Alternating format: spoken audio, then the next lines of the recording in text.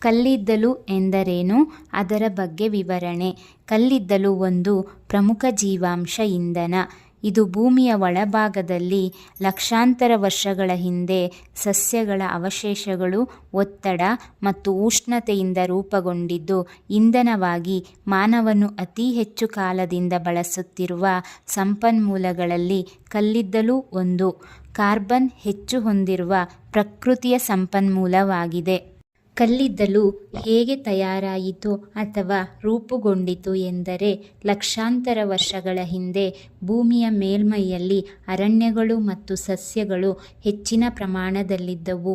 ಅವು ಸತ್ತು ಮಣ್ಣಿನ ಅಡಿಯಲ್ಲಿ ಹೂತು ಹೋಗಿ ಗಾಳಿಯ ಸಂಪರ್ಕವಿಲ್ಲದೆ ಒತ್ತಡ ಮತ್ತು ಉಷ್ಣತೆಯಿಂದ ಕ್ರಮೇಣ ಕಲ್ಲಿದ್ದಲಾಗಿ ಪರಿವರ್ತನೆಗೊಂಡವು. ಈ ಪ್ರಕ್ರಿಯೆಗೆ ಕೋಟಿ ವರ್ಷಗಳು ಬೇಕಾಗಿವೆ. ಕಲ್ಲಿದ್ದಲಿನ ವಿಧಗಳು. ಕಲ್ಲಿದ್ದಲನ್ನು ಅದರ ಕಾರ್ಬನ್ ಅಂಶ ಮತ್ತು ಗುಣಮಟ್ಟದ ಆಧಾರದ ಮೇಲೆ ಮುಖ್ಯವಾಗಿ 4 ವಿಧಗಳಾಗಿ ವಿಂಗಡಿಸಲಾಗಿದೆ. ಅವು ಯಾವುವೆಂದರೆ ಫೀಟ್ ಅತಿ ಕಡಿಮೆ ಕಾರ್ಬನ್ ಹೊಂದಿರುವ ಕಲ್ಲಿದ್ದಲು, ಲಿಗ್ನೈಟ್ ಕಂದು ಬಣ್ಣದ ಕಡಿಮೆ ತಾಪಮೌಲ್ಯ ಹೊಂದಿರುವ ಕಲ್ಲಿದ್ದಲು, ಬಿಟ್ಯುಮಿನಸ್ ಹೆಚ್ಚಿನ ತಾಪಮೌಲ್ಯ ಹೊಂದಿದ್ದು ಕೈಗಾರಿಕೆಯಲ್ಲಿ ಹೆಚ್ಚು ಬಳಸಲಾಗುತ್ತದೆ, ಆಂಥ್ರಸೈಟ್ ಅತಿ ಹೆಚ್ಚು ಕಾರ್ಬನ್ ಮತ್ತು ತಾಪಮೌಲ್ಯ ಹೊಂದಿರುವ ಶ್ರೇಷ್ಠ ಕಲ್ಲಿದ್ದಲು. ಕಲ್ಲಿದ್ದಲನ್ನು ಎಲ್ಲಿ ಬಳಸುತ್ತಾರೆ ಎಂದರೆ, ವಿದ್ಯುತ್ ಉತ್ಪಾದನೆಗೆ ಥರ್ಮಲ್ ಪವರ್ ಸ್ಟೇಷನ್ಗಳಲ್ಲಿ ಬಳಸುತ್ತಾರೆ, ಉಕ್ಕು ಮತ್ತು ಕಬ್ಬಿಣ ತಯಾರಿಕೆಗೆ ಬಳಸುತ್ತಾರೆ, ಸಿಮೆಂಟ್ ಮತ್ತು ಇತರೆ ಕೈಗಾರಿಕೆಗಳಲ್ಲಿ ಬಳಸಲಾಗುತ್ತದೆ, ಇಂಧನವಾಗಿ ಗೃಹ ಮತ್ತು ಕೈಗಾರಿಕೆಗಳಲ್ಲಿ ಬಳಸುತ್ತಾರೆ.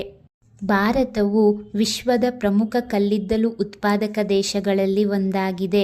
ಜಾರ್ಖಂಡ್, ಒಡಿಶಾ, ಛತ್ತೀಸ್ಗಢ, ಪಶ್ಚಿಮ ಬಂಗಾಳ ಮತ್ತು ಮಧ್ಯಪ್ರದೇಶಗಳಲ್ಲಿ ಪ್ರಮುಖ ಕಲ್ಲಿದ್ದಲು ಗಣಿಗಳು ಇವೆ. ಭಾರತದಲ್ಲಿ ಉತ್ಪಾದಿಸುವ ಹೆಚ್ಚಿನ ವಿದ್ಯುತ್ ಕಲ್ಲಿದ್ದಲಿನ ಮೇಲೆ ಅವಲಂಬಿತವಾಗಿದೆ. ಕಲ್ಲಿದ್ದಲಿನ ಲಾಭಗಳು. ಇದು ಸುಲಭವಾಗಿ ಲಭ್ಯವಾಗುವ ಇಂಧನ. ಕಡಿಮೆ ವೆಚ್ಚದಲ್ಲಿ ಹೆಚ್ಚಿನ ಶಕ್ತಿ ಉತ್ಪಾದನೆಯನ್ನು ಮಾಡಲಾಗುತ್ತದೆ. ಕೈಗಾರಿಕಾ ಅಭಿವೃದ್ಧಿಗೆ ಸಹಾಯಕವಾಗಿದೆ. ಕಲ್ಲಿದ್ದಲಿನ ಹಾನಿಗಳನ್ನು ತಿಳಿಯೋಣ. ಕಾರ್ಬನ್ ಡೈಆಕ್ಸೈಡ್, ಸಲ್ಫರ್ ಡೈಆಕ್ಸೈಡ್ ಉತ್ಪತ್ತಿಯಿಂದಾಗಿ ವಾಯುಮಾಲಿನ್ಯ ಉಂಟಾಗುತ್ತದೆ. ಜಾಗತಿಕ ತಾಪಮಾನ ಹೆಚ್ಚಳವಾಗುತ್ತದೆ. ಆರೋಗ್ಯ ಸಮಸ್ಯೆಗಳು, ಶ್ವಾಸಕೋಶ ರೋಗಗಳು ಉಂಟಾಗುತ್ತವೆ. ಪರಿಸರ ಹಾನಿ ಮತ್ತು ಅರಣ್ಯನಾಶವೂ ಕೂಡ ಉಂಟಾಗುತ್ತದೆ.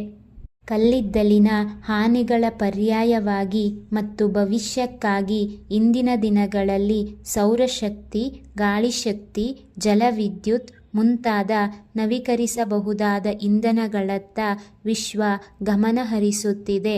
ಕಲ್ಲಿದ್ದಲು ಸೀಮಿತ ಸಂಪನ್ಮೂಲವಾಗಿರುವುದರಿಂದ ಭವಿಷ್ಯದಲ್ಲಿ ಅದರ ಬಳಕೆ ಕಡಿಮೆಯಾಗುವ ಸಾಧ್ಯತೆ ಇದೆ.